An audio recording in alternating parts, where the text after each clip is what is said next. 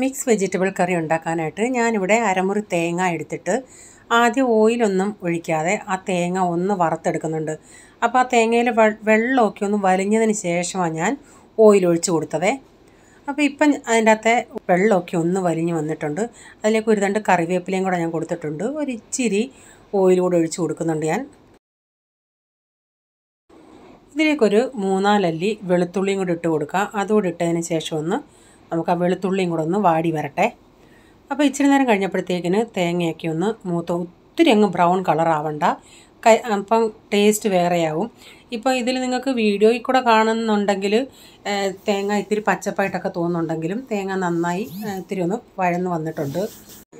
ഇതിലേക്ക് ഇനി കുറച്ച് പൊടികൾ ചേർക്കാം. ഞാനൊരു 1/2 ടീസ്പൂൺ മഞ്ഞൾപ്പൊടി, 4 ടീസ്പൂൺ മല്ലിപ്പൊടി, 1/4 ടീസ്പൂൺ മുളക് പൊടി, 1 ടീസ്പൂൺ ഗരം മസാല, ഇതെല്ലാം കൂടെ ചേർത്തിട്ട് ചെറിയ തീയിൽ ഒന്നുകൂടെ മസാലയൊക്കെ ഒന്ന് മൂക്കട്ടെ. ഇപ്പോൾ ഇത് നമുക്കൊന്ന് തണുക്കാനായിട്ട് മാറ്റി വയ്ക്കാം. ഞാനൊരു ചീനച്ചട്ടി വെച്ചിട്ട് അതിലേക്ക് ഓയിൽ ഒഴിച്ചതിന് ശേഷം ആദ്യം ഞാൻ വറക്കുന്നത് കോളിഫ്ലവറാണ്. ഞാൻ ഈ കോളിഫ്ലവർ ആദ്യം ഇച്ചിരി തിളച്ച വെള്ളത്തിൽ ഉപ്പിട്ടിട്ട് അതിലിട്ട് കുറച്ച് നേരം ഇട്ടതിന് ശേഷം വെള്ളം വാർന്നതിന് ശേഷമാണ് ഇതിലിട്ട് വറക്കുന്നത്.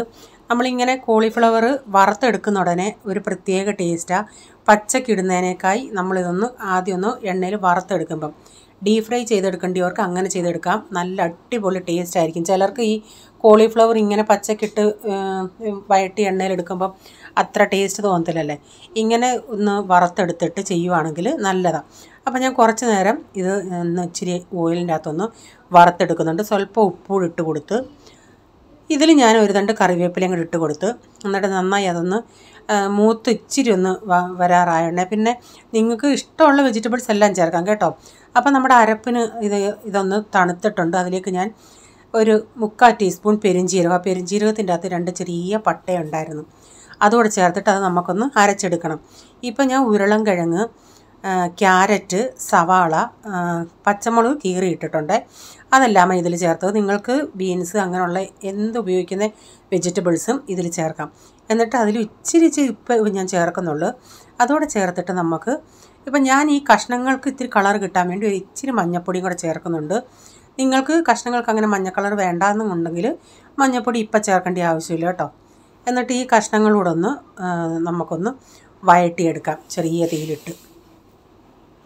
തീ ഇടയ്ക്കിടയ്ക്ക് കൂട്ടിയും കുറച്ചുമൊക്കെ എടുക്കാമേ. ഞാനിവിടെ ആ തേങ്ങയും മസാലയും കൂടെ ഒന്ന് അരച്ചെടുത്തിട്ടുണ്ട്. എന്നിട്ട് ഞാനിവിടെ ഇടയ്ക്കിടയ്ക്ക് ഈ കഷ്ണങ്ങളൊന്ന് ഇളക്കി കൊടുക്കുന്നുണ്ടായിരുന്നു. നിങ്ങൾക്ക് ഓയിൽ കുറവായിട്ട് തോന്നുന്നെങ്കിൽ ഇടയ്ക്ക് ഓയിൽ ഇത്തിരി ഒഴിച്ച് കൊടുക്കണേ. ഒരു ഇച്ചിരിയും കൂടെ ഒന്ന് വേവാനുണ്ട്. ഞാൻ കുറച്ചും കൂടെ ഒന്ന് ഇളക്കിയിട്ട് കുറച്ച് നേരം കൂടെ ഒന്ന് അടച്ചിട്ട് കൊടുക്കുന്നുണ്ട്. കുറച്ച് നേരം കഴിഞ്ഞ് ഞാൻ ഒന്നുകൂടെ തുറന്ന് നോക്കി. ഇപ്പം ആ ഉരുളൻകിഴങ്ങൊക്കെ നമ്മൾ സ്പൂണും കൊണ്ടൊന്ന് ഉടയ്ക്കുകയാണെങ്കിൽ അത് ഉടയുന്നുണ്ട്. അപ്പോൾ കഷ്ണങ്ങളൊക്കെ നന്നായി വെന്തിട്ടുണ്ട്. നിങ്ങൾക്ക് വേണമെങ്കിൽ ഒന്ന് ഉടച്ചും കൊടുക്കാം. അപ്പം കുറച്ചുകൂടെ കൊഴുപ്പ് കിട്ടും. ഞാൻ ഇച്ചിരി ഒന്ന് ഉടച്ച സ്പൂണിൻ്റെ പുറകുവശം കൊണ്ട്. എന്നിട്ട് ഇതിലേക്ക് നമ്മൾ അരപ്പ് ചേർത്ത് കൊടുത്തിട്ട് ആവശ്യത്തിനുള്ള വെള്ളമൊക്കെ ഒഴിച്ച് ഉപ്പൊക്കെ ഒന്ന് ചെക്ക് ചെയ്തിട്ട് നമുക്കിതൊന്നുകൂടെ ഒന്ന് തിളക്കാനായിട്ട് വെക്കാമേ. ഇപ്പം ഞാൻ ആവശ്യത്തിനുള്ള വെള്ളമൊക്കെ ഒഴിച്ച് ഇതൊന്നുകൂടെ ഒന്ന് തിളച്ച് വരട്ടെ ഈ അരപ്പൊക്കെ. ചപ്പാത്തിക്കാണെങ്കിൽ ഒത്തിരി വെള്ളം ഒഴിക്കേണ്ട ആവശ്യമില്ലേ.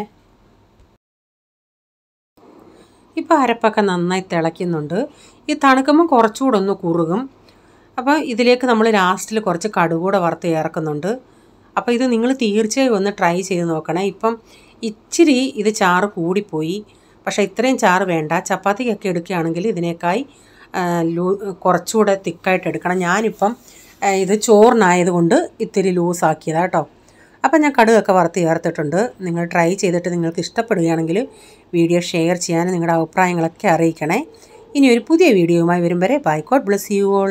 Thank you. Take care. Bye. See U.